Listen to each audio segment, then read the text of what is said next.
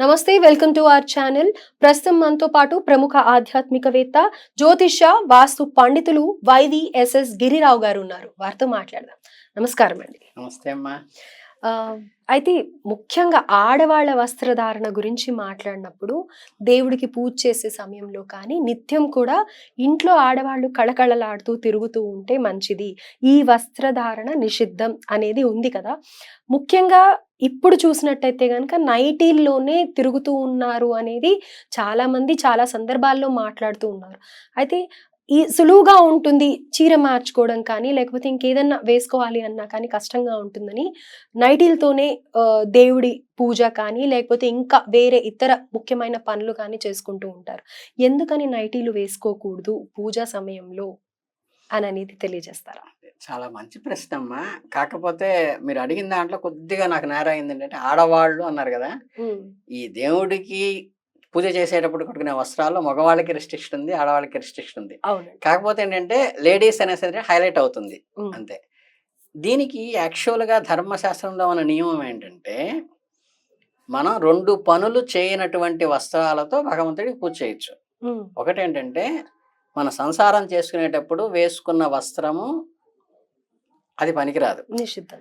తర్వాత మనకి దొడ్లోకి వెళ్ళినప్పుడు వెళ్ళొచ్చినటువంటి వస్త్రము పనికిరాదు. జనరల్గా ఇప్పుడు జెంట్స్ లుంగితో ఏంటంటే ఈ 2 పనులు చేస్తారు. అందుకని పూజ పంచన సపరేట్గా పెట్టుకోమన్నారు. పర్పస్ ఓన్లీ ఏంటంటే ఈ 2 పనులు ప్రాపంచిక విషయాల్లో చేయనటువంటి వస్త్రం ఏదైనా సరే సరిపోతుంది. అది కూడా ఏంటంటే ఈ పట్టు వస్త్రానికి పట్టింపులు, ఇప్పుడు తడి బట్టలు ఉందనుకోండి, తడి బట్టకి పట్టింపు ఉండదు. అలాగే పట్టు వస్త్రానికి పట్టింపు ఉండదు అనుకున్నారు. కానీ ఇంకో ఆర్గ్యుమెంట్ కూడా ఉంది. పట్టు వస్త్రం అంటే మేము అగ్రికల్చర్ అవి డిపార్ట్మెంట్స్లో ఏంటంటే మీకు ఆ పట్టు పురుగుల్ని పెంచి దాన్ని కష్టపెట్టి దాంట్లో వచ్చింది తీస్తారు కాబట్టి అంతకన్నా నూలు వస్త్రం మంచిది, పత్తితో తయారైన నూలు వస్త్రం మంచిదని కూడా ఒక ఆర్గ్యుమెంట్ ఉంది. కనుక నూలు వస్త్రమా పట్టు వస్త్రమా అంటే నూలు వస్త్రానికి ప్రయారిటీ ఇవ్వచ్చు. అంటే మనం దానికి వచ్చే రిస్ట్రిక్షన్ ఏంటంటే ఎవరిని తాకకూడదు. తాకిన తర్వాత ఏంటంటే బయట ఇప్పుడు మామూలుగా ఓపెన్ ఇదిలో చేసామనుకోండి, పెద్ద మండపాల్లో వ్రతాలు కానీ లేదా కళ్యాణాలు కానీ చేసినప్పుడు ఆడియన్స్ వస్తారు, వాళ్ళు ఏదో ఇస్తారు, వాళ్ళు వచ్చి ఏదో పక్కన వచ్చి మాట్లాడుతుంటారు, అందరూ తగులుతుంటారు. కాబట్టి అప్పుడు పట్టు వస్త్రాలు వాడారు.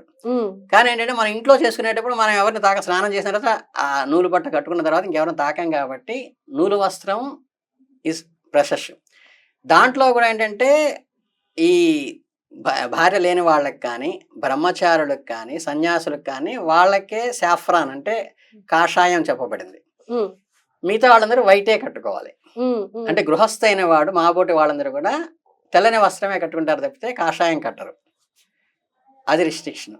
ఆడవాళ్ళకు కూడా ఏంటంటే వాళ్ళ సాంప్రదాయాన్ని బట్టి, అంటే పెళ్ళిళ్ళలో వ్రతాల్లో అందరూ ఉన్నప్పుడు ఈ కాశీపోసి కట్టుకుంటారు కదా, మన పంచ మగవాళ్ళకి ఎలా కడతారో అలా కట్టుకోవటం అనేది, గోచి పోసి కట్టుకుంటారు కదా, 6 మూరల చీర కట్టడం అనేది ఆనవాయితీ. కాబట్టి అదే మడి కట్టుకున్నప్పుడు ఇంట్లో కట్టడం కూడా అనేది అలవాటైంది. కానీ మీకు ఉన్న పరిస్థితులను బట్టి ఇప్పుడున్న కాలానుగుణంగా ఒక మంచి నూలు వస్త్రం కనుక పూజకి తప్పితే లౌకిక కార్యక్రమానికి వాడము అనుకున్న చీర ఏదైనా పెట్టుకుంటే అది కట్టుకోవచ్చు.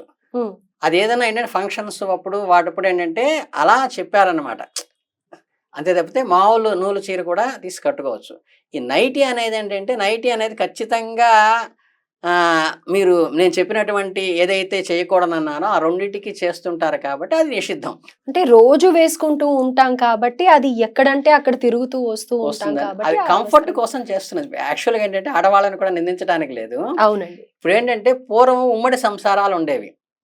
ఉమ్మడి సంసారాల్లో అత్తగారిని కాపురానికి పంపించేటప్పుడు రకరకాల భర్తతో ఎలా మాట్లాడాలి, బావగారితో ఎలా మాట్లాడాలి, మరుదులతో ఎలా మాట్లాడాలి, ఇవన్నీ చాలా రిస్ట్రిక్షన్స్ ఉండేవి. వస్త్రధారణలో కూడా రిస్ట్రిక్షన్స్ అన్నీ అక్కడ వచ్చినాయి. ఇప్పుడు న్యూక్లియర్ ఫ్యామిలీస్ అయిపోయినాయి. న్యూక్లియర్ ఫ్యామిలీస్ అంటే తన భర్త, తన పిల్లలు తప్పితే ఇంకెవరు ఉంటల్లా. సో నైటీ వేసుకొస్తే ఏమ్మా అది వేసుకు తిరుగుతున్నావో తెల్లారింది కదా అనేవాళ్ళు లేరు. వాళ్ళకేమో అది కంఫర్టబుల్గా ఉంటుంది. సో అది అలవాటైంది. కానీ అదే ఇప్పుడు ఇద్దరు అన్నదమ్ములు కలిసి ఒకే ఫ్యామిలీ ఉమ్మడి సంసారంలో ఉన్న వాళ్ళకి నైట్ వేసుకుని ఆడపిల్లలకి ఎవరికి తిరగలేరు కదా, బావగారి ముందు మరుదుల ముందు అందరి ముందు తిరగలేరు కదా. అందుకనంటే వాళ్ళ కంఫర్ట్ అనే. కానీ అది మనం ఈ వస్త్రం అన్నిటికీ వాడతాం కాబట్టి గవ్వుకుని దాంతోనే ఎక్కడికైనా ఎక్కడికి వెళ్తుంటాం కాబట్టి దొడ్లోకి అవి అది నిషిద్ధం అని చెప్పారు తప్పితే వేరే ఏం లేదు. మామూలు నూలు చీర ఏదైనా పెట్టుకుని అది కట్టుకోవచ్చు. దానికి పెద్ద పట్టింపు ఏం లేదు. నైటీ అనేది మాత్రం జనరల్‌గా ఏంటంటే నైటీ వేసుకున్న తర్వాత పాచి పనికి దాంతోనే చేస్తాం. వంట తోమేటప్పుడు దాంతోనే చేస్తాం. అంటే మనకి అపవిత్రమయ్యే పనులన్నీ కూడా దాంతో చేస్తాం కాబట్టి పవిత్రానికి అది పనికిరాదు అని మాత్రమే చెప్పడం జరిగింది. అంటే అయితే ఇంకొక సందేహం కూడా ఏంటంటే చాలా మంది ఆడవాళ్ళకి కూడా టెంపుల్‌లో మామూలుగా గుడిలో ఏం చేస్తామంటే దేవుళ్ళకి వస్త్రాలు ఇచ్చిన తర్వాత కొంతమంది అదే పనిగా అమ్మవారి ఆశీర్వాదం ఉంటుంది అని చెప్పి ఆ శేష వస్త్రాలు వస్త్రం తెచ్చుకుంటారు. తీసుకుంటారు. శేష వస్త్రాన్ని తెచ్చుకుంటారు. హ్మ్. అలాగే మీరు అన్నట్టుగా పట్టు వస్త్రాలు పెళ్ళిళ్ళకి అలా కట్టుకొని వెళ్తాం ఎంతో రేట్లు పెట్టుకొని హ్మ్. వెళ్ళి. హ్మ్.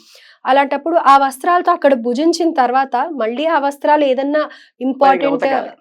ఉతికిన తర్వాత కట్టుకోవచ్చు అంటారా? కట్టుకోవచ్చు. ఆ ఉతికిన తర్వాత భోజనం వరకేంటంటే ఇప్పుడు మేము గూడా ఏదైనా దీక్షా వస్త్రాలు కట్టుకొని ఇప్పుడు యజ్ఞాలు, యాగాలు జరుగుతున్నప్పుడు వెంటనే అనుకోకుండా దాంతోనే భోజనానికి కూర్చోవాల్సి వస్తే భోజనం చేసిన తర్వాత మళ్ళీ ఉతికి కట్టుకోవాలి తప్పితే హ్మ్.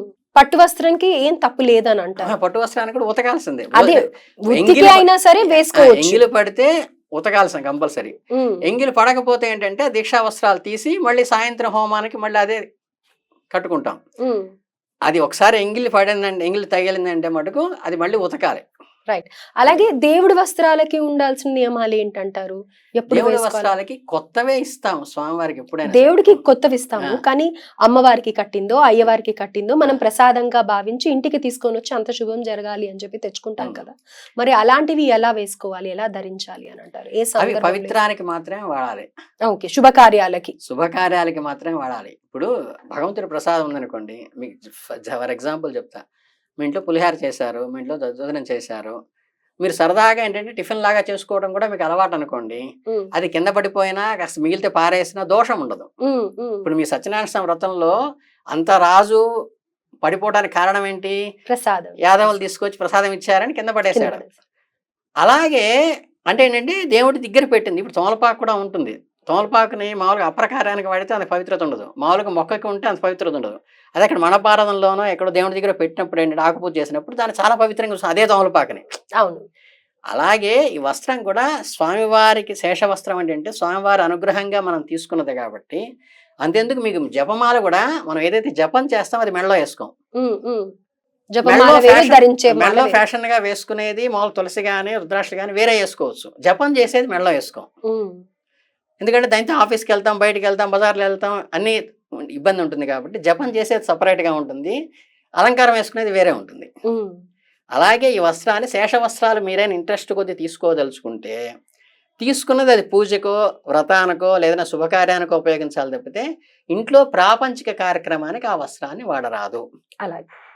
అది రిస్ట్రిక్ట్ పెట్టుకోవాలి. రెండోదేంటంటే, మనం అంటే కొన్ని డీప్‌గా వెళ్తే చాలామంది ఏంటంటే తప్పు లేదు, రైట్ అంటారు. ఇప్పుడేంటంటే వస్త్రం దేవుడి దగ్గర చూపించి నాకిచ్చేయండి. అంటే ఏంటంటే ఒక్కోసారి పంతులు గారికేంటి రూ. 10 ఇచ్చి హ్మ్. రూ. 2 తీసుకుని రూ. 8 చిల్లర అడుగుతారు. ఇది తప్పమ్మా. చేయకూడదు. ఉంటే రూ. 2 వేయటం లేదా రూ. 10 అంటే రూ. 10 వేయటం తప్పితే హ్మ్. అక్కడ అది మళ్ళీ మనం తీసుకో. తీసుకోకూడదు. అలాగేంటంటే దేవుడి దగ్గర కూడా మీకేదైనా స్వామివారి దగ్గర శేషవస్త్రం తీసుకోవాలనిపిస్తే ఆల్రెడీ కట్టి తీసినవి ఉంటాయి. అవి మీకు ఇస్తూ ఉంటారు హ్మ్. శేషవస్త్రం. హ్మ్. అది తీసుకోవచ్చు.